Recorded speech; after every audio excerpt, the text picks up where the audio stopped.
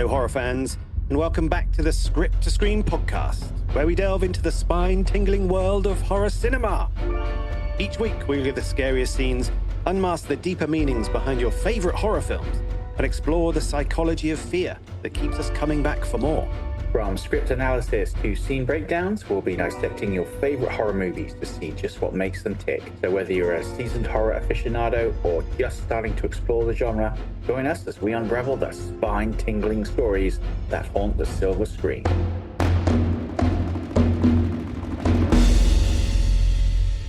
I'm Will. And I'm Lee. So great to be back with you, Lee. And I'm super excited today for our first ever face-off battle, Lee. Oh, yeah. So more details of this can be found on our website, scripttoscreenpodcast.com, where you can also find a lot more insight into the scripts and the films that we cover. We've added scarology graphs to illustrate the scares in each of the films and annotated script excerpts, which highlight some of the ideas and concepts we cover when dissecting the screenplays. So if you want to go deeper on your favorite scripts, there's more to interest and entertain over at scripttoscreen.com. Also, if you like what we're doing here on Script to Screen, please like and share the episodes if you can. It only takes a moment, but it really helps us reach new people. And if you're enjoying the show and really feel generous, leaving a review is amazing for us. So that would be awesome as well. But before we get going, Lee, tell me, how are you? How have you been? And of course, what have you been watching? Oh man, I cannot wait to really dig down into our two films over the coming weeks and determine once and for all which is the superior film. But off topic, I did see a couple of interesting films this past week, though. The first up was The Wolf of Snow Hollow. Have you heard of that one? I can't say I've heard of that, actually, dude. Oh man, I think you'd really enjoy it. It's like a really dry comedy horror about a small American town that is beset by a savage werewolf. And there are some really cool twists and turns. And I honestly didn't realize it was a comedy until I started watching it. The best bit, though, is that the comedy is so dark and dry that it plays like a serious drama for the most part. I honestly, I think you'd quite enjoy this one. I also checked out a movie called Head Count, which was pretty good, about a bunch of kids who accidentally summon a shape-shifting demon via the internet. Oh, man, I hate it when that happens, right? Yeah, I know, right? It was pretty good. I feel it didn't quite live up to the promise of the premise, but yeah, I enjoyed it all the same. How about you, my man? What's been on your screens this week? But I mean, before we get into that, I have to say The Wolf of Snow Hollow sounds pretty good, dude. I think I'd probably quite enjoy that one, so I I might think have you to, would. I think you would. It's really good. yeah, I might have to check that out. So I've seen a few bits this week. I rewatched a film from one of my favorite directors, Jean-Pierre Melville, and this is a film called Le Samurai. It's a pretty sort of influential film. I mean, it follows a kind of hitman played by Alain Delon, and his hit goes wrong, and there are witnesses, and the film basically follows his attempts to sort of evade the police, and the police's sort of attempts to pin him for the hit. Yeah, And this was a bit. I don't know if you've ever seen Ghost Dog, I where the love samurai Ghost Dog. Forrest Yeah, Whitaker yeah, was. love that film. Yeah, so it's a big kind of influence on that film, Jim Jarmusch's Ghost Dog, which is, really awesome to see the kind of where that came from and some of the influences there. Also, Lee managed to go and see the first Die Hard movie in the cinema. So what's not to like there, dude? That was That's awesome brilliant, fun. man. Yeah, perfect film there. Perfect film. Yeah, it's just great fun. Okay, man. So tell everyone what is strapped on the table for dissection this week. Well, Lee, this week we're going to be kicking off, as I say, our first ever original versus remake showdown to find out decisively which is the superior film. And where better to start than with the iconic, the legendary Texas Chainsaw Massacre and its beloved 2003 remake. Oh man, I remember the first time I ever saw this movie. It was at some crappy little cinema when it was finally re-released in 1999 after being banned by the BBFC for like an age. Yeah, so it might be worth filling in for our non-UK listeners about the BBFC and Texas Chainsaw's kind of sordid history here. Yeah, so that's probably a good shout. Okay, so the BBFC, short for British Board of Film Classification, is the official body that classifies, i.e., rates films and videos and streaming content in the UK. Basically, they tell us, the simple minded film peasants that we are, how old we have to be to watch certain films and, in some cases, censor media so that we can safely view it without mental and emotional trauma. Yeah, I sense a little bit of scorn coming from you there, Lee. I mean, to be fair, the BBFC have come on leaps and bounds from what they once were. And Texas Chainsaw Massacre is actually something of an embodiment of this. Whereas once they were a diabolical evil, it could be argued that perhaps now, just maybe, they have become a force for good. So, upon its original release, the film was refused a certificate as the movie had, and I quote, an atmosphere of unrelenting terror that could provoke panic or hysteria in audiences, especially younger viewers. Why the opinion of younger viewers is brought into consideration, I have no idea. But there we go. Think of the children and all that jazz. The film appeared briefly on VHS in the early 80s, but was quickly withdrawn from publication amid a wave of so called video nasties. And it wasn't until over a decade later, in 1999, that the film was finally granted a general release, uncut and with an 18 certificate, upon which the BBFC released the following statement. By modern standards, the film was considered to be less likely to disturb adult viewers, many of whom would feel the film to be dated compared to more recent horror offerings. This time, the BBFC was impressed, rather than disturbed, by the film's reliance on atmosphere, rather than explicit violence, although it was accepted that the film still retained some of its power to shock and unsettle. Most importantly, unlike other films of the period, the film contained no element of sexual violence. So, the story ends with a surprise face turn from the BBFC. Yeah, quite the story in getting this one out for general viewing, wasn't it? Yeah. Okay, so originally released October 11th, 1974, the Texas Chainsaw Massacre was filmed on a budget around $140,000 and was directed by now horror legend Tobe Hooper. It would go on to make a shade under 31 million at the box office. Nice. We'll be deep diving into the 1974 original this week, comparing the film with an undated copy of the script titled Leatherface and written by Tobe Hooper and Kim Henkel. This bad boy weighs in at 104 pages, and I am chomping at the bit to dive into this one. The most vintage screenplay we've covered so far in the show, and there's just something about these old typewritten texts that adds something special to the mix in my mind. Yeah, I know exactly what you mean, dude. It's like stepping into a time machine and viewing a little piece of cinema history on the page, isn't it? Yeah. Okay, so besides the looming face-off, though, Lee, what are we paying close attention to with this script? Well, despite its notorious reputation, the Texas Chainsaw Massacre features surprisingly little gore. Instead, it's almost all insinuated off camera. So we'll be looking at how the script handles its numerous fatalities and how it tricks the viewer slash reader into thinking it's far more gruesome than it actually is. All right, dude, good stuff. So without further delay, let's kick off our first original versus remake showdown as we take a deep dive into the first combatant, the original classic, Texas Chainsaw Massacre.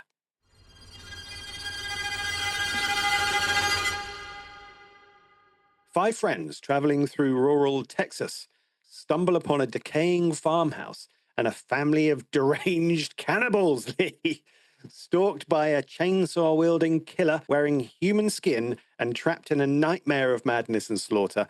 They must fight to survive against the grotesque embodiment of American decay and brutality. So we open with a truly iconic voiceover from legend of the small screen, John Larroquette, which runs as follows. The film which you are about to see is an account of the tragedy which befell a group of five youths, in particular Sally Hardesty and her invalid brother Franklin. It is all the more tragic in that they were young, but had they lived very, very long lives, they could not have expected nor would they have wished to see as much of the mad and macabre as they were to see that day. For them, an idyllic summer afternoon drive became a nightmare. The events of that day were to lead to the discovery of one of the most bizarre crimes in the annals of American history, the Texas Chainsaw Massacre. Oh man, and this scene setting masterwork is actually missing from the script. I mean, I guess partially because they hadn't settled on the final film title then. Yeah. Okay. So a superimposed tells us that it's August 18th, 1973. We then hear rather than see someone hard at work, digging, then cutting, as several gruesome images flash up on screen. We see rotting meat and decaying corpses until we finally settle on a rotting corpse baking in the hot Texas sun. A radio news bulletin informs us that this macabre work of art was left at a local cemetery where dozens of bodies have been dug up and stolen from their final resting places. Yeah, I mean, this too is absent from the script. The opening credits roll over a red close up of the roiling sun as more radio broadcasts tell us about oil fires, cholera outbreaks, and suicides. All the while, our ears are assaulted by eerie, unsettling sounds and music. And I mean, straight off the bat, Lee, this movie makes you feel uncomfortable, right? Absolutely. One of the best summaries I've ever read of this film described it as an unrelenting attack on the audience. And when you think about it, that's exactly what this film does from the opening narration to the disturbing imagery and special effects. It's just the opening salvo in a 90-minute assault on the viewer's senses. Okay, so then it's a quick shot of the unyielding Texas sun baking everything beneath it before a dead armadillo comes into view, lying by the side of the road, Lee. Oh. And in the distance, a van pulls over, and it's here we first meet our doomed protagonists. Yeah, we're finally getting into script territory now. Incidentally, in the script, the dead animal was written as a dog, but it was decided that nobody wants to see man's best friend in such a state. A horse was almost used here, as luck would have it. There was a dead, rotting horse by the side of the road. Apparently, it smelled so bad that nobody wanted to go anywhere near it. So, thankfully, art director Robert Burns happened upon some fresh roadkill in the form of a recently expired armadillo. So, he took it home and repurposed it for the film. Yeah, repurposed. Interesting. Interesting. Already the filming is sounding just as bad as the film. Oh, mate, you ain't seen nothing yet. Oh, joy, Lee, joy. I mean, just to get a feel for how this baby was written, check out how that opening scene plays out on the page.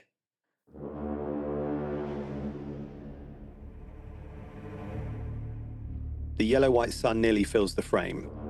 There is a low, crackling noise. The sun begins to dissolve and to become an eye, the purple glazed eye of a dead dog. Flies swarm the staring eye, and the crackling noise becomes the buzzing of the flies. In the extreme foreground, and to the right of center, is the long, dead, and putrid carcass of a dog. The lower jaw, nearly ripped from the head, hangs wildly askew. The belly is a living, writhing mass of grey maggots. Flies swarm the purple glazed eyes. The carcass lies some feet from the shoulder of a narrow, chock-holed two-lane highway. It is midday and midsummer, and the brutal southwestern sun blasts the dusty, chocking landscape. The air is still and heavy. In the background is the out-of-focus image of a van. So as a card-carrying dog lover, Lee, I'm glad they went with the rodent. Although it's kind of unpleasant seeing that wee fella there, isn't it?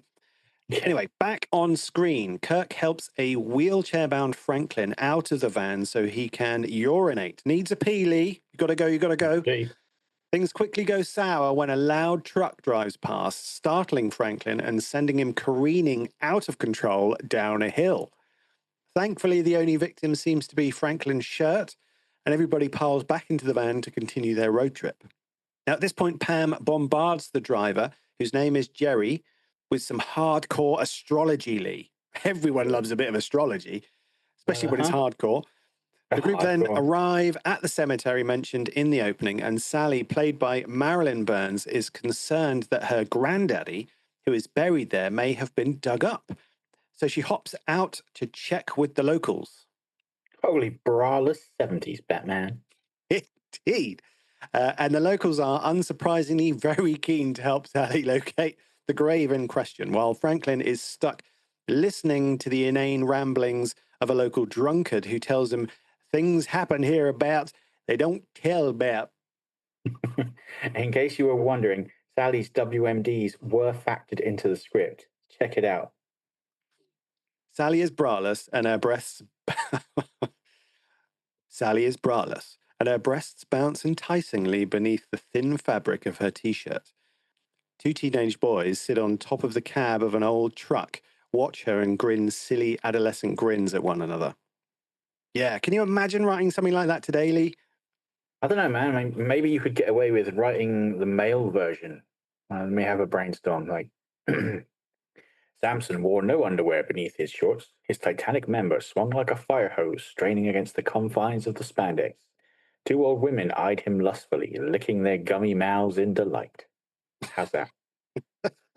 Well, well, colour me offended, Lee, I have to say. Well, now you know how poor Sally felt, you chauvinist. Anyway, while Sally is breasting boobily through the graveyard, in the script, the locals are having a conversation about the local grave robbings, whilst poor Franklin gets stuck in a ditch, only for everybody to completely ignore his cries for help until it's time to leave. So back in the van, and Sally reassures her brother that Grandpa's grave was untouched. It's mentioned by the locals in the script that only fresh graves seem to be disturbed, leading to speculation that it could be locals responsible. A foul smell wafting through the air signals to the gang that they are driving past a slaughterhouse. And as Franklin regales the group with various methods of cow execution, from the classic hammer to the head to the more modern gas powered bolt gun, we get several shots of cows staring at us in various states of foamy distress, leading to some steak shaming, perhaps? Mate, cows and bulls kill around 30 people a year. I know that's a drop in the ocean compared to how many of them end up on our plates, but it's enough to absolve me from enjoying the occasional steak, I feel. Yes, malicious cows getting what they deserve is Lee's view. Our heroes, though, they spot a hitchhiker in the road up ahead, and because it's like the 70s, they decide to pick him up, even though the word unsavory was probably invented to describe this shifty looking individual. Franklin strikes up a conversation with the hitchhiker about work in the slaughterhouse, and the newcomer tells them that my family's always been in meat. That's something you want to hear, right, Lee? Oh, hell yeah. Could be interpreted multiple different ways. I feel that one. He then ingratiatingly shows them some grubby Polaroids depicting life in the slaughterhouse. Nothing odd there at all. Things get worse when the deranged passenger snatches Franklin's knife and uses it to slice open his own hand, Lee. Things get continually weirder as the hitchhiker takes Franklin's photo with an old Polaroid camera and then sets it on fire with gunpowder when he refuses to buy it. Now, as the passengers panic, the mad stranger pulls a straight razor and slices open Franklin's arm before being deposited at the side of the road. He chases after the van and daubs a crude symbol on its side in his own blood. This slow burn sequence kicks into full scare mode at around the 17-minute mark. Yeah, there's a little more dialogue in the script, but it all comes to pretty much the same conclusion as on screen, except that on the page, Kirk and Jerry exit the van and chase the psycho off. Now, weary travellers stop off at a local gas station in need of some fuel, but unfortunately, the station is out of gas until the next delivery later that afternoon or even the next morning. Although the old man that runs the place does invite the gang to hang around for some barbecue, which is nice. Hmm. When informative of their plans to visit Franklin and Sally's late grandpa's house, he strongly advises them against it, saying that the old houses aren't safe and people may not take too kindly to strangers in these parts. I can believe him, Lee. Of course, being sensible, well adjusted young adults, they heed the old man's warning and hang out at the gas station to enjoy the barbecue. Do they really? Of course they don't, Lee. No, they're off to the creepy murder house first chance they get. Sally comments on the hitchhiker's bloody mark on the van like he was trying to write something. Now, Lee, I looked and paused and zoomed in, but I couldn't make anything of it but a random smear. Is there a deeper meaning to the mark, do you think? In the script, there is a subtle payoff later on the page, although this is lacking on screen. But sticking with the film, then, yeah, I think so, but not in the way you're probably looking at it. The symbol itself is meaningless, just the insane scrawl of an injured lunatic, but it's the meaning behind the action that's important, I feel. I mean, up until this point, the gang is just a bunch of happy go lucky young adults on a feel good road trip across Texas. But from this point on, they are marked physically and mentally. You know, like the contamination that has infected America, Vietnam, Watergate, a struggling economy. You know, that corruption has now seeped its way into their dynamic. They've been infected or tainted by it. Ooh, subtext, Lee. Love it. Love it. So the gang arrive at Grandpa's house, which is pretty run down, to say the least, isn't it? Yeah, you say pretty rundown. I say absolute shithole. Potato, potato, my friend. Sally and Jerry laugh over the memory of her dead grandmother, as you do, I guess, while Kirk discovers a nest of spiders upstairs. The gang pretty much abandon Franklin, who, after a struggle, manages to wheel himself inside, where the laughter of his van mates causes something of a breakdown, poor fellow. And he's a bitter young man, there's no doubt about that, Lee. You know, maybe it's because I'm older now, but I used to find Franklin so annoying. But having rewatched this film very recently, I actually found myself siding with him quite a bit. I mean, he's the fifth wheel of the group for a start. None of them, with the exception of Sally, seem to give a damn about him. Everybody treats him like shit. I'm like, man, it's no wonder he's a bit of an asshole, really. Yeah. Yeah, I mean, truth be told, Lee, I mean, I did actually find him quite annoying. But, I started to suspect I was being manipulated there, not sure exactly kind of to what end, but I sensed the kind of director's hand at work somehow with that, I think. Anyway, back in the film, and Kirk and Pam head off to find a nearby creek for some skinny dipping, while Franklin stumbles upon a strange totem constructed from bones and feather. Pam and Kirk find the creek. It's now dried up, and while shit-talking Franklin, they spot a large house nearby, the sound of its noisy generator audible even from this distance. And as we all know, generator equals gas, Lee, so they head off to investigate. And they pass an old tent, which has been slashed almost to ribbons, and the curious oddity of a fancy pocket watch with a nail driven through its center. Yeah, these draw their attention in the script and are described in much more detail, especially the watch. But in the film, they are simply reduced to some fancy mise-en-scene. Yeah, so Kirk locates a bunch of abandoned vehicles, seemingly concealed beneath sort of crude camouflage netting. Then the source of the noise, the generator itself. But there's still no sign of the occupants. So finally, they make it to the front of the house where Kirk steps on a human tooth. Oh, surely alarm bells must be ringing now. No, Lee, apparently not. He offers it a gag to Pam before letting himself into the house. Pam takes the opportunity to sun herself on a crude garden swing on the lawn. The sound of a pig squealing can be heard from a back room, which can be glimpsed through an open door. Ah, yes, the blood-red skull room. That's the one, Lee, affectionately titled because it's painted blood red and adorned with countless animal skulls. Mate, even if I was drunk as fuck and high off my ass, this would be the point where I noped the fuck out of Dodge. You big pansy, Lee. Like anything bad ever came out of a blood red skull room. Come on, sir. Okay, so unlike my co-host, Kirk is no sissy, and he dashes to the aid of the squealing hog. Only that ain't no hog, Lee. At around the 35-minute and 20-second mark, a giant beast of a man clad in a blood-stained apron and wearing a mask of human skin looms over Kirk and strikes him on the head with a sledgehammer. Strikes him on the head, mate. Don't undersell this moment. He smacks the ever-loving shit out of him. I mean, this impact is fucking brutal. Poor Kirk goes down like a sack of shit and then starts convulsing because half his skull is now lodged inside his brain. Yeah. Thankfully, the masked killer, who the world would come to know as Leatherface, puts Kirk out of his misery with another hammer blow before dragging him away and slamming the shutter behind him. Let's take a look at how this icon, played to perfection by the late Gunnar Hansen, and who many would argue belongs on the Mount Rushmore of horror, was introduced to the world in the script.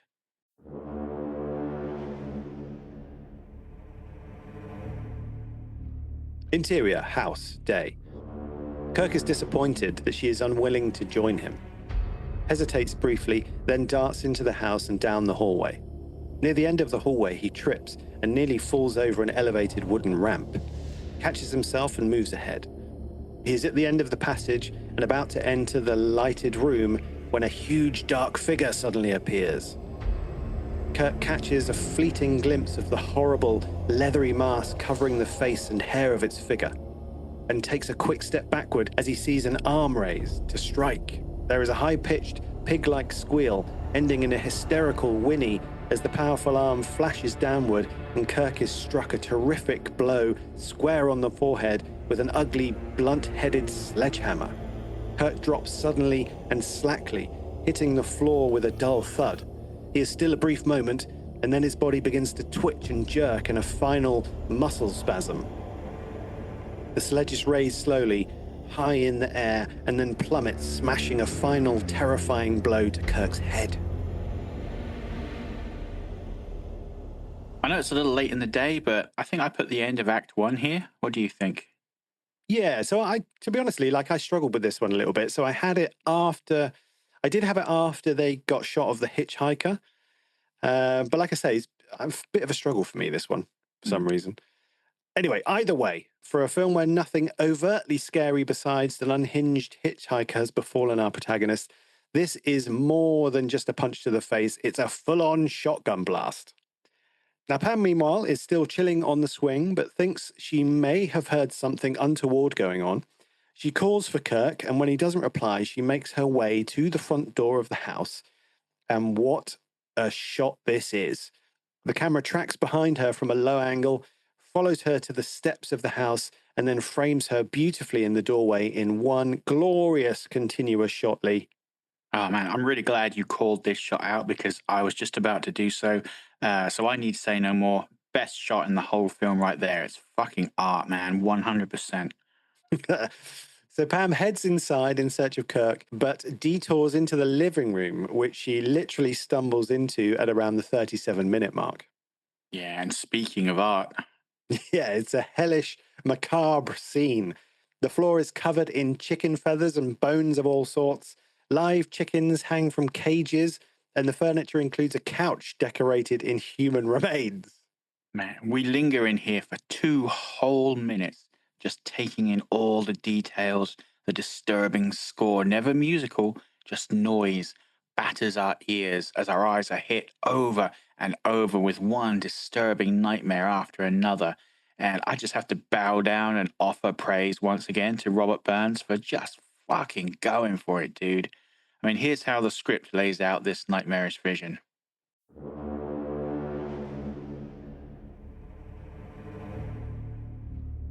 The room is choking with furniture and accessories, at first only dimly recognizable forms. As her eyes adjust, she sees that the furniture is constructed of combinations of bone, metal, wood, and some sort of thin, leathery substance. At first glance, she recognizes animal forms, the bones and skulls of cows primarily, and in lesser quantities, the bones of smaller animals, goats, sheep, dogs, and cats, and others she does not recognize. A chill, wet horror begins to well up inside her. Her lips are suddenly dry. Flanking a massive chair, which seems to be the central piece in the room, are the grotesquely and crudely stuffed cats. The work is very crude, and the form of the cats has been horridly distorted. Their bodies have an awkward, bloated look. Their coats are thin and mangy, and their eyes and mouths have been sewn shut. Then she is aware of the chair. It is constructed of human bones. Its arms are human forearms, the hands dangling to touch the stuffed seat. The legs are human legs, and the feet, the bones of human feet. Beside the chair is a tall floor lamp. The shade, a fluted cylinder made of some translucent leathery substance, is suspended from the crook of a human spinal column. Spinal column rests on the butts of 4 complete sets of leg bones, including the feet, all crudely joined with a leathery binding. At the base of the lamp is a magazine rack made from a human rib cage. Scattered, piled, and heaped in the room are bits and pieces of human bones and skulls. Pam screams in horror. turns and runs from the room. Halfway across the dining room, she freezes. In the corner beyond the doorway through which she entered is a massive totem of human bones and skulls. A grasping, leering, beckoning giant with 8 clutching arms and as many heads. Bits of leathery skin and tufts of human hair adorn the huge, many-legged doll. Leathery wings spread over its many eyeless heads, and ropes of human teeth decorate its grisly frame. Yeah, all a vision of hell, isn't it, Lee? That it is, mate. That it is. And allow me to take a brief time out here to address the serial killer in the room. Leatherface? No, not that one. Not yet, anyway. As I'm sure most of our listeners are aware, this whole aspect of the story and most of Texas Chainsaw Massacre as a whole was based loosely on the notorious killer Ed Gein, whose penchant for grave robbing combined with his love of arts and crafts heavily influenced the film's aesthetic. From the bone furniture to the skin suits, that was all inspired by the highly disturbed Gein. But the influences didn't just come from there, though. There was another lesser-known source of inspiration for Leatherface and the Sawyer family, and that was most likely one Dean Corll, a less famous but far worse individual than Gein. Worse than Gein? Well, Gein only had 2 confirmed kills under his belt. Don't let the mostly fictional Netflix series tell you otherwise. Corll, on the other hand, I feel like I'm Rick from Walking Dead every time I say that, was responsible for the murders of at least 28 teenage boys and young men in the space of 3 years. Jesus. I know, fuck the world, right? Yeah. But unlike Gein, who was a disturbed loner, Corll had 2 teenage accomplices who helped him to lure his victims, so there was something of a family dynamic there, you might say. So you combine these 2 sick fuckers together, and you get something akin to Leatherface and the Sawyer family. Yeah. Okay, so I think that's enough real-world horror for me, dude. I mean, I struggle enough when it's purely fiction, and all this true crime is putting an unpleasant taste in my mouth, Lee. Yeah, I hear you, man. Just had to throw it out there for the sake of the pod. For the sake of the pod, dude. Okay, so back in the film, and poor Pam, who is justifiably disturbed, stumbles out of the living room and into the hallway, where her screams attract the attention of Leatherface, who chases the screaming girl down and carries her kicking and screaming into the back room, where he hangs the wailing woman on a meat hook. Now, somehow it gets even worse for her, as she is forced to watch as Leatherface dismembers Kirk with a chainsaw, Lee. Yep. So as far as bad days go, Pam is in the running for the worst ever. Things are decidedly more gruesome in the script, though. Check it out.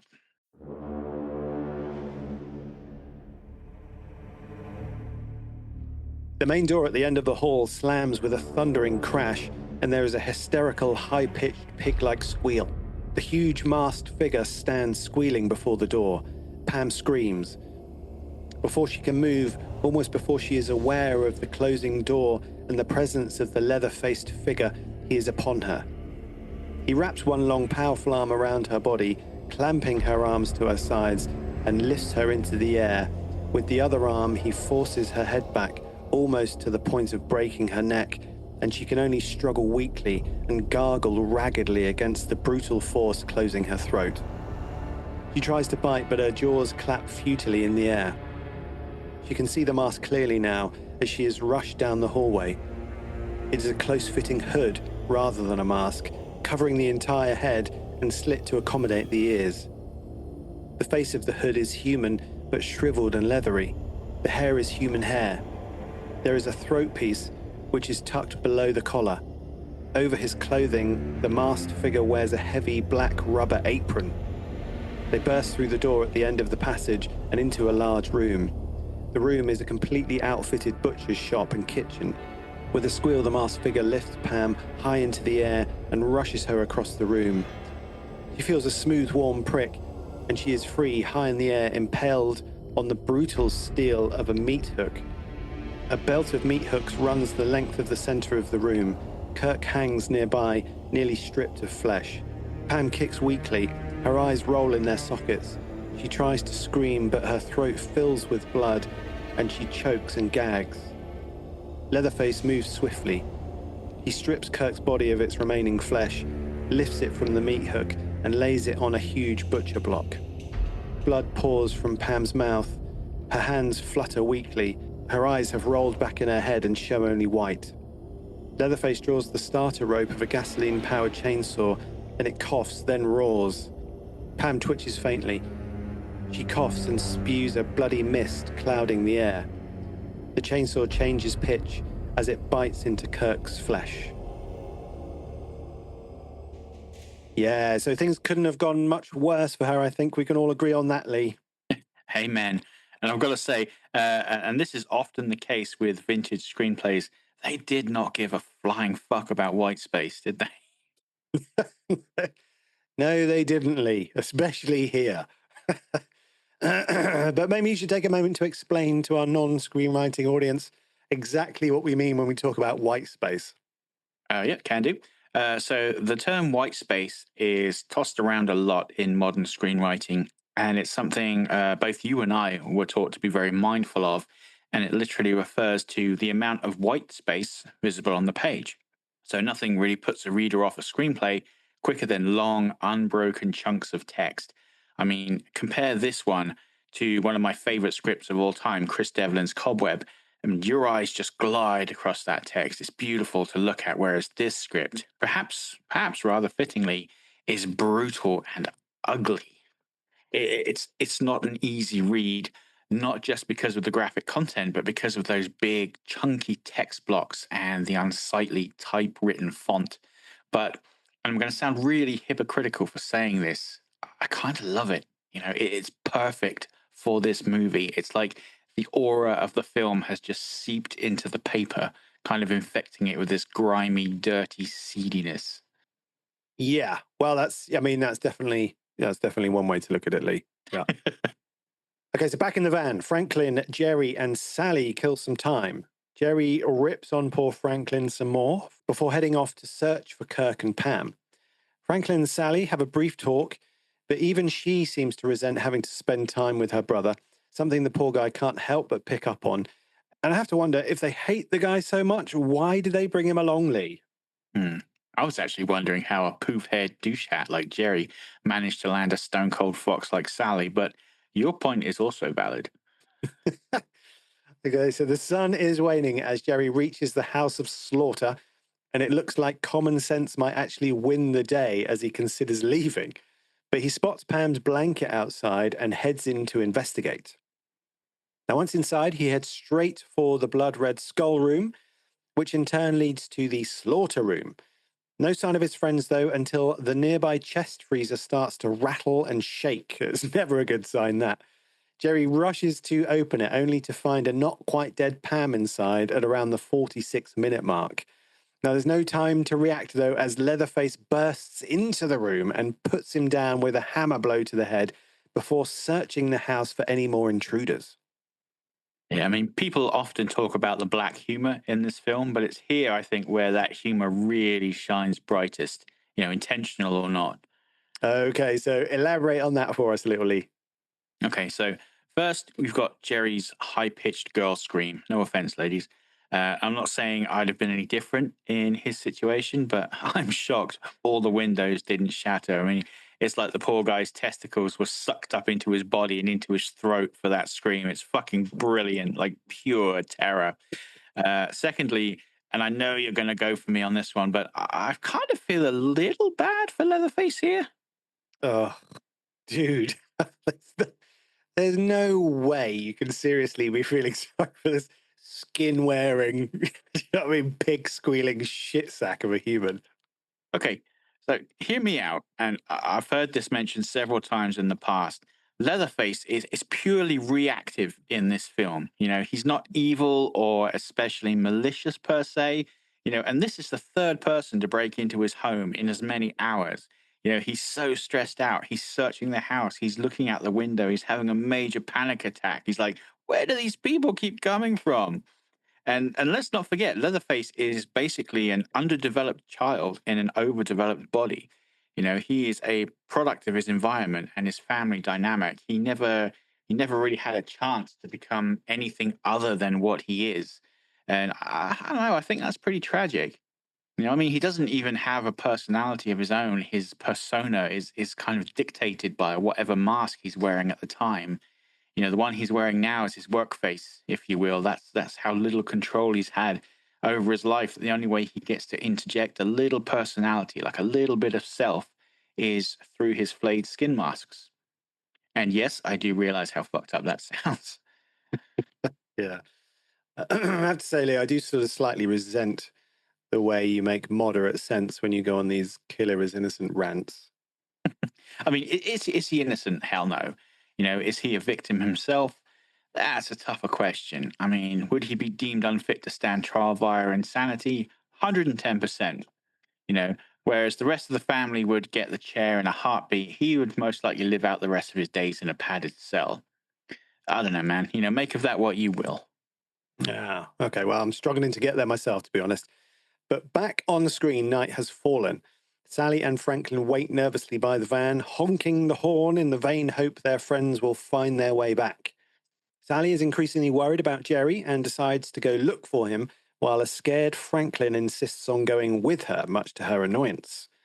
It's tough going through the scrub and bushes, their only visibility coming from a torch and the full moon. Oh, beware the full moon, Lee! Stay away from the moors. Sure enough, though, they eventually spot the house and hear the generator. Uh-oh. Yep, things do not bode well. To make things worse, Franklin swears he can hear something in the bushes, and whoom! Leatherface lunges from the darkness, chainsaw roaring, and just eviscerates poor Franklin in what is undoubtedly the bloodiest kill in the film so far at 52 minutes and 20 seconds. It's also the only time in the film someone is actually killed with a chainsaw. Fun fact, the actor playing Franklin and the crew standing just off camera for this scene all had mouthfuls of fake blood and just spat it onto Leatherface as he just tears into his helpless prey. Lovely. Okay, well, needless to say, poor Sally does not handle this latest development well, and after screaming her lungs out, she tears off through the undergrowth with Leatherface in hot pursuit. And you have to feel for poor Marilyn Burns here. I mean, she's rushing through that scrub in a tiny t-shirt, bare arms. Just what's that's going to leave a mark or two, right? Mate, this entire shoot was an ordeal for the whole crew, but especially for poor Marilyn, and she definitely had the worst of it. Funny note here, apparently Gunnar Hansen was so tall that he could easily outpace Marilyn Burns here, hence why Leatherface frequently stops to hack away at random bushes. Yeah. Okay, so eventually poor Sally makes it all the way to the murder house where she slips in the front door and heads upstairs. Leatherface, in hot pursuit, begins chainsawing through the door. And Lee, I have to ask, why is he chainsawing through his own front door? Good question with a quick answer. When Sally enters and shuts the door behind her, you can just about see her fumbling to lock it before taking off upstairs. Ah, okay, good stuff. And upstairs she goes, though she finds little help in the form of a near fossilized old man. And it's hard to tell if this dude is dead or alive at this point. Ah, yes, this would be Grandpa, aka the best killer there ever was. And believe it or not, this old coot is rumored to be somewhere in the region of 124 years old. Okay, so he's alive then? Barely. And interestingly, the ancient patriarch of the family was actually played by 20-year-old actor John Dugan. And apparently, the young thespian hated the 7-hour makeup process so much that he refused to undergo it again, thus leading to the now infamous 27-hour dining room shoot, which, believe me, we'll be talking about a lot more later. Yeah, that's pretty brutal. Okay, so while there may be some doubts as to Grandpa's vitality, the same can't be said for his female companion, who has rotted away almost to the bone. And needless to say, poor Sally's sanity gauge is plummeting by the minute here, Lee. So she flees back to the stairs. Leatherface has just finished chainsawing his way back into the house and traps her with no means of escape. But where there's a will, there's a window, and Sally dives through the upstairs window and crashes down into the undergrowth outside the house. It's only a brief respite, though, as by the time she has struggled back to her feet, The cannibalistic giant is hot on her heels once again, and the chase begins anew. At one point, the poor lass almost knocks herself out cold on a tree branch, but is able to regain her footing just in time as Leatherface is almost on top of her. And, mate, I have to say, some of these shots of poor, haggard Sally with Leatherface just behind her, they're pretty disturbing, dude. Yeah, I know, man. And it's the sound too. I mean, there's no real music or score here, just the roar of that chainsaw, and it's constant, unrelenting, and harrowing. Yeah, man. I mean, harrowing is exactly the word. And I'm reminded of something you said early, about how this film is just like an attack on the audience's senses. I don't know if that's ever more apparent than in this particular scene, right? Okay, so after what feels like forever, Sally finds herself back at the gas station where Leatherface pursues her right up to the storefront until she crashes through an unlocked side door, nearly bowling over the old man in the process. In the script, Leatherface cuts off his pursuit a little prematurely. Check it out.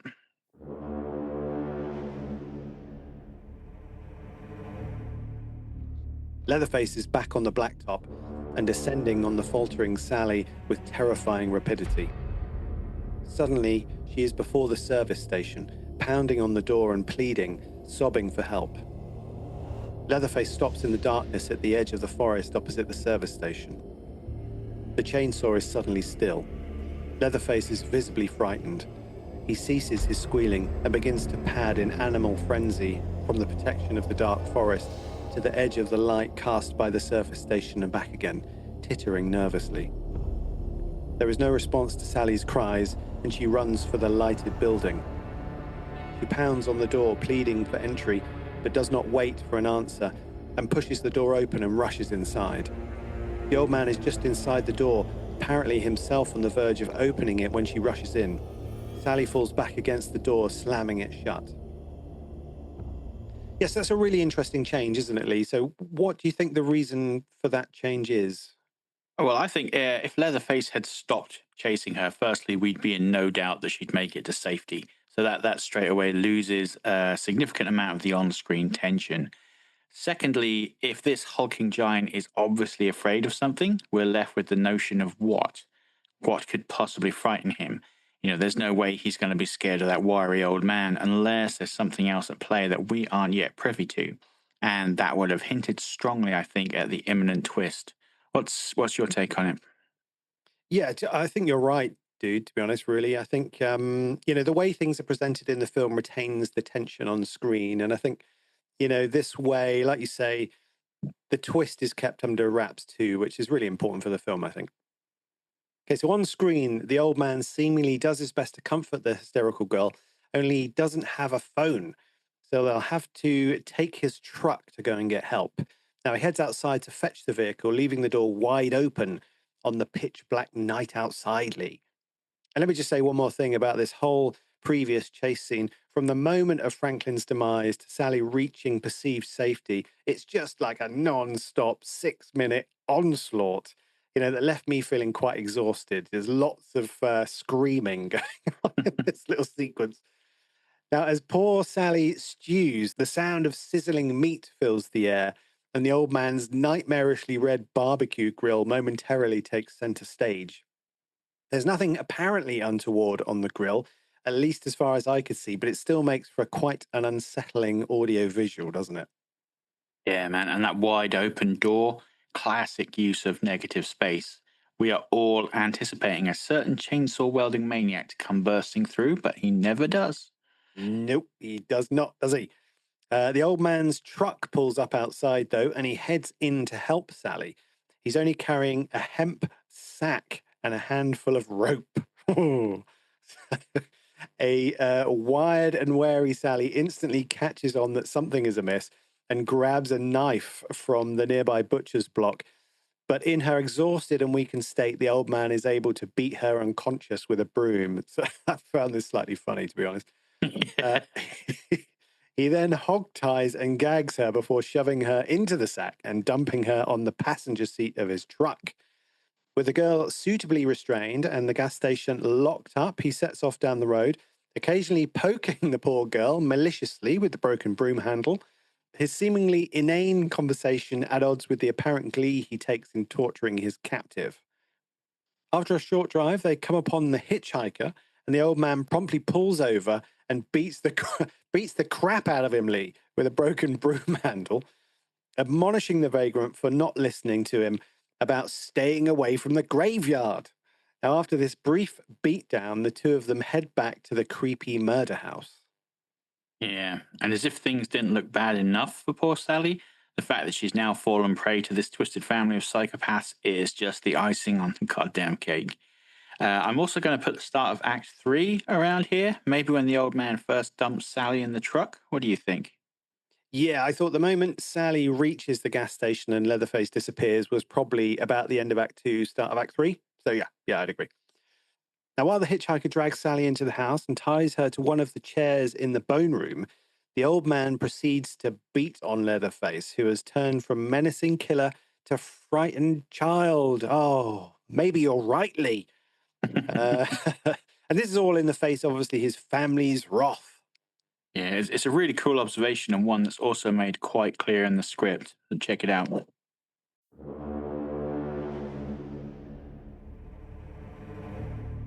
Interior house, night. They enter the meadow before the big house, now brilliantly lit. The noise of the generator fills the air. They stop the truck before the house and together unload Sally and drag and carry her to the house. The old man leaves the hitchhiker to the task outside the door, pausing to hold the screen wide for him to enter through the splintered remnant of the door and then moves down the hall. The door at the end of the hall opens and Leatherface appears. He is a huge man with heavy shoulders and enormous hands. He wears an old baggy flannel pinstripe suit and a starched shirt open at the throat. The suit front is covered by a large gingham apron. Over his face he wears a leathery mask. The mask is distinctly different from the one he earlier wore. It is the tanned facial skin of an elderly woman. It has been stretched over a rigid form to give it the proper shape. It is apparent that behind the mask, Leatherface is smiling broadly. There is a flash of filed teeth.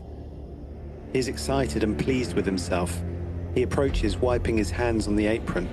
He speaks, but his words are unintelligible snorts, chortling, guttural, and shrill coughs and squeals. Leatherface grunts unintelligibly. The old man is angry and attacks Leatherface. Old man, you damn fool! The old man draws back his hand to cuff Leatherface, and Leatherface is transformed into a cringing, whining child.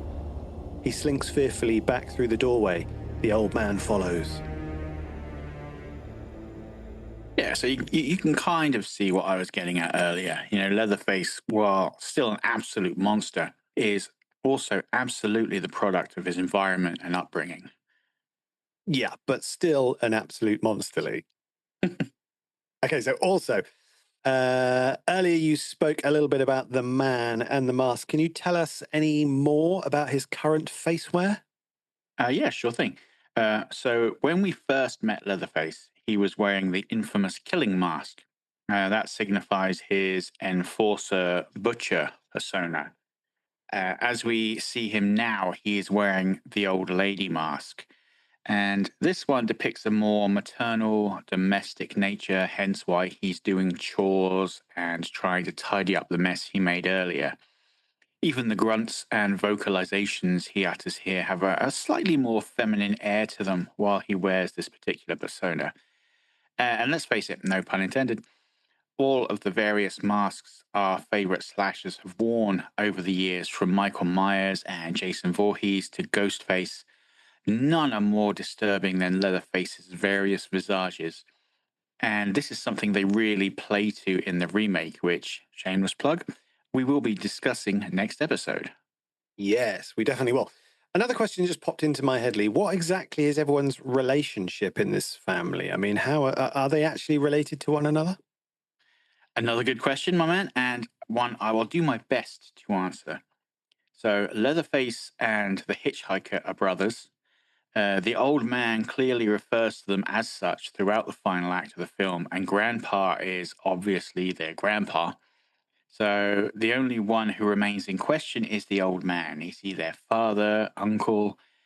There's no concrete answer to this in the original film, although later sequels would kind of retcon him as the cook, aka Drayton Sawyer, who is widely believed to be the older brother of Leatherface and the hitchhiker, and the main sort of patriarchal influence in the Sawyer family. Yeah, sounds like a very healthy family dynamic, doesn't it, Lee? So back in the film, and the two brothers fetch Grandpa from upstairs and carry him, chair and all, into the dining room where a barely lucid Sally sits restrained. Leatherface has resorted to his previous pig squeal vocabulary here as the hitchhiker unties Sally's hand, slices open her finger, and offers it to the decrepit grandpa, who suckles on it like a grotesque blood teat. Looks like he's alive after all. And this all happens at 1 hour, 10 minutes, and 40 seconds. So there's some really interesting behind the scenes lore on this scene, most of which came from Hansen himself, stating that the prop knife kept gumming up due to the heat, causing the fake blood hose to clog over and over until a near delirious Hansen removed the safety tape from the knife and sliced open Burns' finger for real. Yeah, it sounds like movie mythology to me. I mean, it could be, dude. I mean, I couldn't find any instances where Burns references it, but if Hansen is to be believed, that's Burns' finger genuinely getting sliced open on film. Maybe it is, maybe it isn't. But either way, as you so rightly said, mythology. And this is a film that is seeped in mythology. To steal a line from your playbook, if you get the chance to listen to the DVD commentary on this movie, you should do so, as it is hands down one of the most informative ever. And also, if you can, check out the documentary The Shocking Truth. And there is also a really cool little beat in the script, which never made it to the film, but does answer a question posed earlier in the film. So check it out.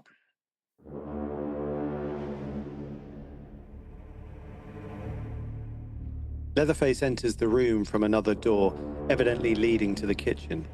The door is left open, and the kitchen can be seen beyond. He is carrying a dish of cold cuts, which he places on the table, then turns toward the kitchen, sees the hitchhiker with the grandfather. He speaks in a kindly and welcoming tone to the grandfather, approaches the chair and bends to kiss him on the forehead, then straightens to speak to the hitchhiker. He accompanies his garbled sounds with gestures. Leatherface, garbling incoherently. His gestures indicate that the grandfather should be placed beside Sally. He is smiling graciously beneath his mask. Filed teeth flash behind the loose lips of the mask. The hitchhiker nods vigorously, indicating his understanding, and maneuvers the old man into position close to Sally, but facing the opposite direction. On the back of the grandfather's chair is painted the symbol the hitchhiker scrawled on the van. Hitchhiker, you did good. Leatherface beams broadly from beneath his mask. He assists the hitchhiker in positioning the grandfather and chortles a response. Yeah, that's interesting. So I didn't catch the symbol on the chair in the film, actually, Lee. No, I'm pretty sure it's not there. And if it is, it's never shown on camera. One thing I did notice in this scene, which I thought was really cool touch, is that Leatherface is wearing Pam's bracelet. Ah, good catch. Didn't see that either. Okay, so poor Sally has pretty much hit breaking point now, quite understandably. And perhaps thankfully, she actually passes out at this point. Sadly, when she wakes at 1 hour, 12 minutes, her situation has not improved. She finds herself at the family dinner table, tied to a chair, though no longer gagged.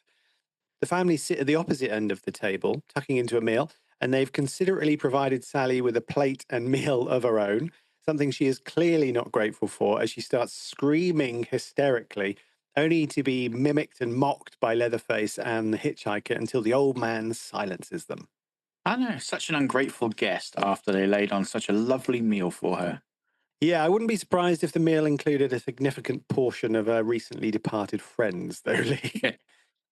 Could be her last chance to consume Jerry's sausage. That is delightfully wrong of you. Well done. I know, but I figured we could use some levity. Yeah, okay. I did notice Leatherface has changed his mask again. Yes, indeed. This is the pretty woman face. I think it's his posh sophisticated break out the fine china face. You know what I mean? Thankfully, no, Lee, I don't.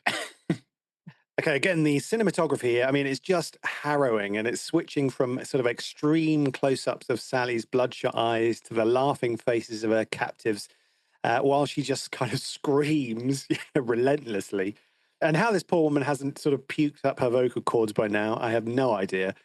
The hitchhiker and Leatherface admire Sally's face, and it seems the big guy has designs on adding it to his collection, Lee. And there's a really interesting dynamic around the family dinner table. As the old man tries to restore order, the hitchhiker becomes somewhat confrontational, claiming that he and Leatherface do all the work and the old man is just a cook. Something they'd play into when renaming him for the sequel, obviously. Interestingly, Leatherface is the most submissive of the unit, seemingly terrified by any thought of confrontation with his family. Yeah, I mean, this whole family dynamic, while undeniably bizarre, is also fascinating. The old man, for example, confesses that he takes no pleasure in killing, hence why he leaves that chore to the younger brothers. But this statement does kind of seem somewhat at odds with his clearly sadistic nature. And Leatherface also, at least when surrounded by his family and in a more feminine guise, comes across as a much more gentle and placid individual. The only one who seems to be, what you see is what you get is the deranged hitchhiker. Yeah, well, it is the hitchhiker that gets the grand idea to let Grandpa have the honor of finishing Sally off, and a steel pail is fetched and placed on the ground before the ancient old fella. The hitchhiker then unties and drags a screaming Sally to Grandpa's feet, while Leatherface tries to place a heavy mallet in the old fossil's hand. The old man can barely hold on to the heavy tool, let alone wield it. And despite Leatherface's help, all they manage to do is further bloody the screaming girl, who, with a burst of adrenaline, manages to struggle free of her captors and dive, again, strangely, through the nearest window out into the morning sun. She struggles to flee up the driveway, but can only manage an agonized limp. It doesn't take too long for the family to react. The hitchhiker catches her first and slashes at her exposed back over and over with his straight razor, but is unable to stop her escape.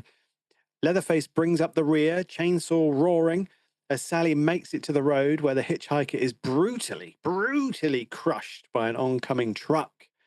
Now, the truck driver stops to help, but quickly retreats at the sight of a bloody, screaming Sally and her chainsaw wielding pursuer. They get back into the truck where, for some God unknown reason, they flee out the opposite door rather than just fucking driving off. I mean, it's touch and go with the chainsaw welding giant attacking the door, but credit to the truck driver though, he never hesitated to rescue Sally, and he ain't done yet.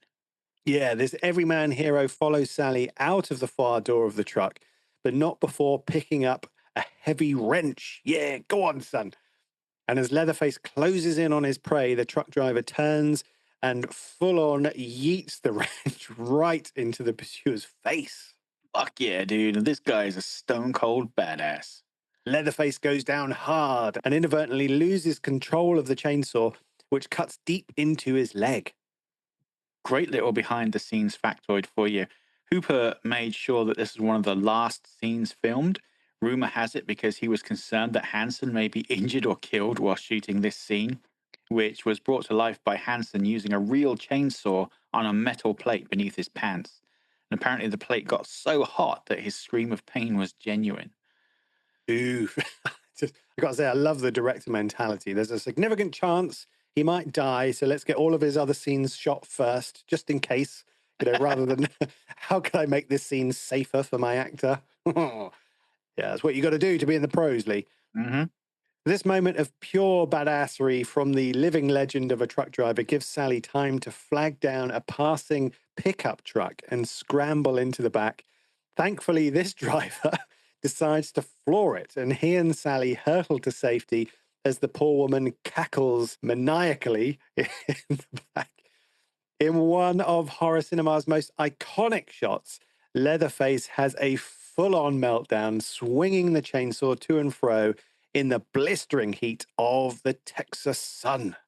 Yeah. Rumor has it the poor truck driver is still running to this very day. Yeah, I'd already forgot about him. This poor guy. Okay, so my man, there's no denying the lineage of this legendary classic, but I am genuinely curious to know what you made of it. Okay, well, Lee, to be honest, I mean, you know, I'm a bit mixed on this one because, in all honesty, like this is not my cup of tea. And, I was reflecting on this, like, I'll watch anything really, like sort of silent films and, obviously foreign film, any era, right? I've watched so many films that are considered classics.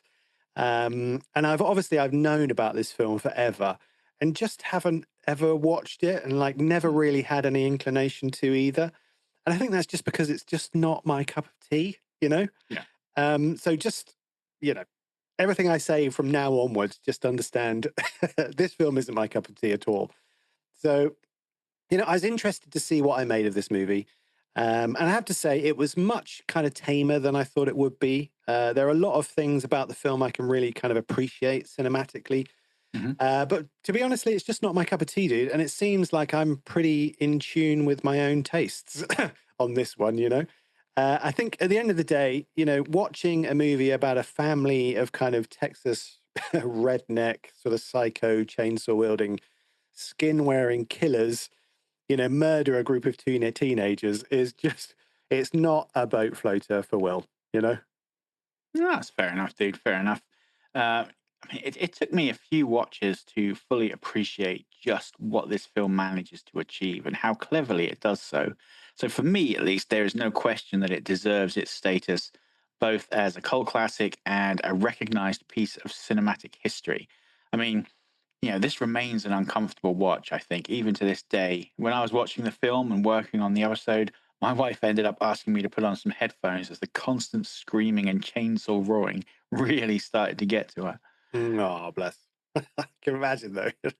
Yeah. Okay, then, dude. I think it's about time. Let's break this baby down.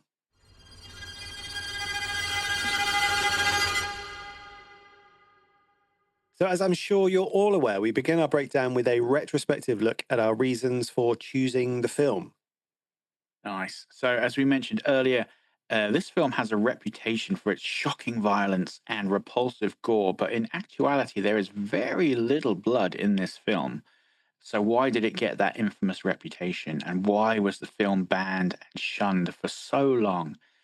I think the answer to this question lies in the way it makes the viewer feel.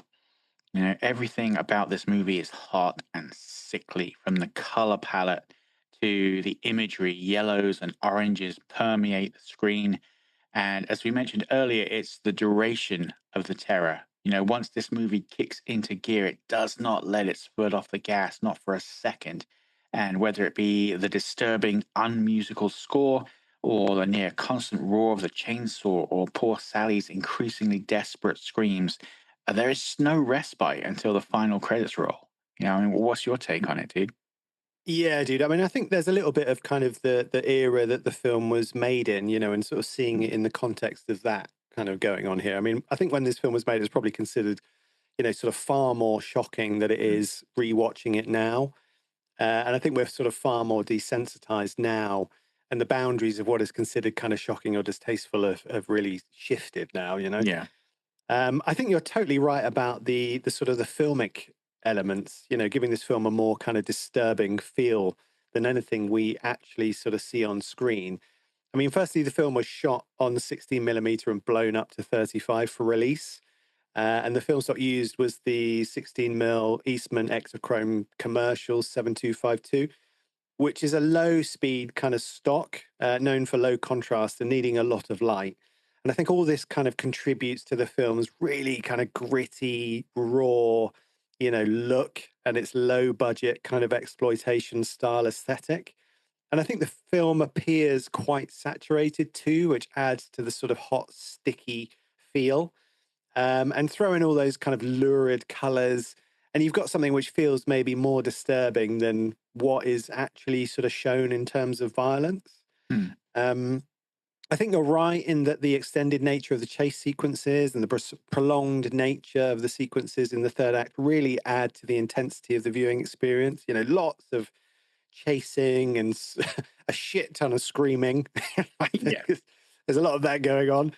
What I did think was interesting was some of the shot selections and some of the editing in the film. I thought some of that was really interesting. I mean, there were some really interesting angles thrown into the mix in this film, close ups and sort of Dutch angles, slightly kind of surrealistic sort of quality to the editing style, which again, really heightens the experience of watching the film. It was funny, like when I was watching the film, I thought this kind of reminds me of a Russ Meyer movie in Hmm. its kind of editing style and shot selection. Um, I think all this is to say, really, that there's a lot of choices being made in the production of this film, which are designed to make it more kind of raw and a more disturbing sort of viewing experience than some of the glossier, kind of larger budget films of the era. And I think Yeah. those aspects are sort of really, really effective. Hmm. Okay. Okay, so let's look at our characters. Are there any introductions that stood out to you as particularly effective or memorable? Yeah, so I picked out the introduction of the hitchhiker. So what I thought about this was interesting was the contrast in length and detail when compared to the introductions of the protagonists. So in the script, the protagonists don't really get much of an introduction. It's literally like a few words, but listen to this by way of contrast. The hitchhiker is a strange-looking man. He is young, perhaps 25, slender and fair complected. His hair is carrot coloured, fine and curly, and clings tight to his bony skull. His fine boned face is marred by a strange discoloration which begins just below the right nostril and runs, increasing in breadth, down the side of his face, under his chin, to his throat, where it disappears beneath his khaki shirt collar. His eyes, one of which is almost covered with a thick, milky cataract, have a strange, unfocused look about them. His face and arms are covered with a number of small, scabby sores. He wears faded blue jeans tucked into ancient combat boots. A battered old Polaroid flash camera hangs from a leather thong around his neck. A strangely bulging gunny sack is tied to his waist and drags behind him. He is a bit breathless from his run. So, what about you, dude? Is there anything you picked out that you thought was interesting by way of Yeah, introductions? yeah. I quite like Grandpa's first mention in the script. I think he comes across as much more disturbing, I think, than he does in the film. Check it out. Interior night, grandfather's room. Inside the room is a large, overstuffed rocking chair, and sunk into the rocker is a tiny, very old and shriveled man. He is motionless, his eyes shut. He is so small that his legs dangle above the floor like a child's, though his are slack and lifeless. Sally rushes to him, throws herself at him, begging for help. Yeah, that's nice, right? Hmm. Okay, so before we break down the scarology, Lee, did you have a scariest moment? For me, it's a toss up between the first two kills. The scene where Leatherface just caves Kirk's head in out of nowhere just kind of brings home the shocking suddenness and unpredictability of death, I think. 30 seconds earlier, he stood outside a house just hoping to trade some gas, and then boom, he's dead. And then with Pam, it's the sight of the massive Leatherface just picking her up and carrying her, kicking and screaming to her inevitable fate. He has such little regard for her as a human being. She's just like meat in his eyes, to the point he thinks nothing of hanging her on a hook and butchering her boyfriend with a chainsaw right in front of her. He doesn't even kill her before putting her in the freezer, as obviously it'll keep the meat fresher. What really I think makes this film so terrifying, I think, is more the duration of the scares rather than their severity. Most horror films, especially modern ones, build you up to a scare, hit you with it, and then calm things down a bit, to relax you so they can build you up again. And if anything, I think this film does the opposite. It gives no build up whatsoever. It just smacks you round the head with a hammer, but then it keeps going and going and going until you, as a viewer, are absolutely exhausted. I mean, what was yours? Yeah, well, no, I mean, to be honest, Lee, watching this, I wasn't honestly kind of scared at any point during this film. I do think, though, the sort of prolonged kind of sequences of screaming and Mm, running and so on, I was definitely kind of exhausted. mm, I mean, that said, I think the possibly the sort of the moment which I thought was probably the most disturbing was when they pick up the hitchhiker. Yeah. I know there's nothing sort of seriously scary or kind of graphic happening here, but that scene does have this kind of sinister edge. Uh, and some of the later scenes I think had the potential to be scary, but I think the atmosphere created, in that early scene, I'd say was sort of quite unnerving, rather than scary, but it was Mm. quite unnerving. So it was probably that for me. The only other scene I thought was sort of maybe similar was when Sally's having dinner with with the family, and you're getting all these crazy kind of shots of her and close-ups and stuff. That was sort of Mm. there's something slightly unnerving about that, but I'd say the hitchhiker scene for me probably. Yeah. All right, then, dude. So let's talk about scarology. First of all, yes or no answer. Does the film more or less conform to the 10-minute rule? Yes, it does. Just about. Nice, dude. Break it down for us. Well, if you discount the disturbing imagery from the opening scene, our first real scare doesn't land until around the 17-minute mark when the hitchhiker opens up Franklin's arm with his straight razor. And then it's almost double the current runtime for our next scare. But what a scare it is. The debut of Leatherface at around 35 minutes and 20 seconds, followed by a couple of minutes later by Pam stumbling into the bone room. And straight after that, it's on the meat hook for the poor lass. And then 6 minutes later, at the 46-minute mark, Jerry finds Pam in the freezer before meeting his end at the hands of Leatherface. And then 6 minutes after that, it's poor Franklin's turn and the start of the longest night of poor Sally's life. 8 minutes later, at around 1 hour and 30 seconds, she learns that the gas station and its owner are no safe haven as she is attacked by the old man. And then it's feeding time for Grandpa at 1 hour, 10 minutes and 40 seconds, followed by the unrelenting family dinner at 1 hour and 12 minutes. Nice, dude. Well, let's break down those acts for you. So, Act One is the epitome of a slow burn with just one major scare. Act Two kicks things into overdrive with six rapidly successive scares before Act Three settles with just a couple of scares, but they are drawn out over the entire final act. Yeah, definitely. Fantastic. Okay, do you have any thoughts on the themes at work here in the film? Yeah, so to be honestly, like I found this quite tricky. So if we're looking at our sort of, Parker themes, I'd say certainly the fear of death is pretty strong, sort of running through the whole thing. More broadly, I was thinking about when this film was made and, we're just coming out of sort of, well, I guess just about coming out of, Vietnam. And there's a Mhm. lot of disillusionment with American society and the culture sort of playing out at the time economically and all of that sort of stuff. So I think certainly there's an element which looks at kind of economic collapse and uncertainty, but definitely there's sort of the destruction and perversion of traditional American family values. Also plays a strong thematic role in the film. Yeah, what about you, dude? What did you think? I mean, from the kids' point of view, I think we're looking at a classic, as you said, fear of death, fear of the unknown scenario. But from the family's perspective, I think they crave a desire for order more than anything else. Interesting. Despite losing work at the slaughterhouse to modern mechanical processes, they still cling to that classic all American family dynamic. But due in part to their circumstances, combined with their unsavory nature and upbringing, they've distorted the notion of family into this hideous sort of reflection of what most of us would envisage it to be. This is especially visible in the family dinner scene near the climax. This aspect of decay and corruption is evident throughout the film, from the hideous totems, the rotting corpses, and the bone room, to the withered grandpa literally feeding off of the lifeblood of the youth. It's a corrupt system, bleeding the youth, the country dry. The decay of tradition and the corruption of family values, man. Yeah, that's that's really nicely. Like I sort of now that you're talking about it, I sort of do recognize a lot of those things in it, and a lot of the mise en scene is playing into those themes as well. So that's really cool, man. I think I'm going to have to give this film another watch. Because it's usually sort of watch number two that I really start Yeah. to sort of bond or not bond with a film. Hmm. So yeah, going to have to probably give this one another go at some point. Maybe listen to the commentary as well. The commentary is really good. You should definitely do Yeah, that. I might do the commentary instead of the screaming. That Hmm. might work for me. Definitely needs another watch though. Okay, so what do you think you learned from the script here, dude?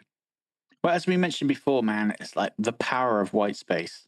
And to be fair, I'm pretty sure we mentioned, it did seem to be much less of a deal breaker back in the golden age of Hollywood. And given the raw, brutal nature of this film and the shoot, I'm not surprised the script kind of has that air of rawness to it. Nowadays, if somebody handed this into a script competition or a reader, they'd most likely tear it to pieces, which is kind of ironic when you think this has become one of the most well loved horror movies of all time. Yeah, no, I think you're right. I think for what was noticeable, sort of for me, as you've mentioned, is just the length of the sort of descriptive passages in this script. They're big blocks of text, and reading the script was a bit of a slog for me. Mm. This one, I think it's sort of more of a clarifier for me about what I like in a script, which is generally sort of much shorter descriptive passages and much more sort of white space on the page, which is, you sort of said this quite a bit. Yeah. But I do think the script is sort of well written for the most part, and there's a lot of detail in there, with regard to actions and mise en scene, and just the descriptions are actually really quite sort of good. I also thought it was interesting the sort of monsters in inverted commas get far longer, more lovingly crafted intros than any of the sort of film's protagonists. That was interesting.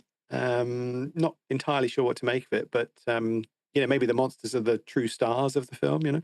Hmm. I'm not sure sort of what I learnt per se from the script, but yeah, it's definitely kind of interesting to note that those kind of big blocks of text are a bit of a slog, Yeah. which really just confirmed what I already think.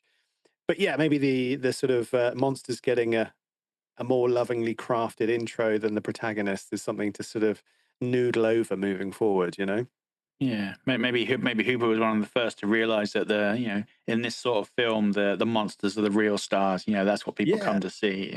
I think they're right, dude. I mean, I think that's Mm. probably what it is, and that's I haven't really seen that in another script, so that for me is quite sort of interesting just to mull Yeah, over yeah, for a it's time. cool. Okay, well, I think we're almost done here, dude. Before we wrap up and talk about our next episode, what would you rate the script and the film as here, Lee? Okay, I'm going to start out just by pointing out the fact that Quentin Tarantino regards this film as a perfect movie. I, however, am not going to be quite that generous. The movie does have some issues. I'm going to give it an 8 because it is masterfully crafted and beautifully shot despite its harrowing subject matter. The script, however, I'm going to give a 6. While I loved that old visual appeal, it was riddled with typos, massively overwritten in places, and to me, it kind of lacked a clear structure. Nice, dude. Yeah, I'd have to agree with that actually for the most part. I mean, I don't think this is far be it from me to argue with Quentin Tarantino, but I don't think this is a perfect film by any stretch. I mean, I think it's well crafted and has some really kind of interesting directorial touches. And you can see why Tobe Hooper went on to have a great career, right? And why Mm. he's kind of gone on to be a success. I mean, there's really some good stuff in there. But it's just not my jam, dude. So I gave the film a 7, and like you, I gave the film the script a 6. Really just for the same reasons that you've articulated. Okay, so that gives us a grand total of 15 out of 20 for the film and 12 out of 20 for the script. I think that may be our lowest script score to date. And with the film being such a classic, I anticipate some enthusiastic feedback from our listeners on that one. maybe maybe enthusiastic feedback coming our way. I hope so. That would be nice. Okay, so what's on the agenda for next time, dude? Next time, my friend, it's round 2 of our remake versus original face off, with the contender stepping up to the ring in the form of 2003's The Texas Chainsaw Massacre. And once we've given this young upstart the script to screen treatment, we'll let them duke it out to decide once and for all which is the best film and which is the best script. Yeah, dude. Truly a titanic battle for the ages coming up. Okay, so if you enjoyed the podcast, please hit like and subscribe. It is totally free. And if you're feeling generous, please leave us a review on your podcatcher of choice because it really helps us. Check out our socials. We're on Facebook and Blue Sky and can be reached there. We also publish to YouTube, so you can listen to us there. No visuals currently, but plenty of audio goodness. Feel free to drop us a line with any thoughts on our website. That's www.scripttoscreampodcast.com. We always love hearing from you guys, and we have much content there. Script samples, scareology graphs, all sorts of entertaining stuff. Now, we're also offering script reading services. This is new and something that we really enjoy. We will analyze your scripts and give you tailored feedback on your work. Now, we're also creating pitch decks for projects. We will collaborate with you and create a stunning pitch deck for your project, which you can take out into the world and get pitching. So if that's of interest, go to the website, navigate to the script reading page, and you can get all of the info there. But until next time, do take care. Don't pick up any hitchhikers and keep on writing those scares.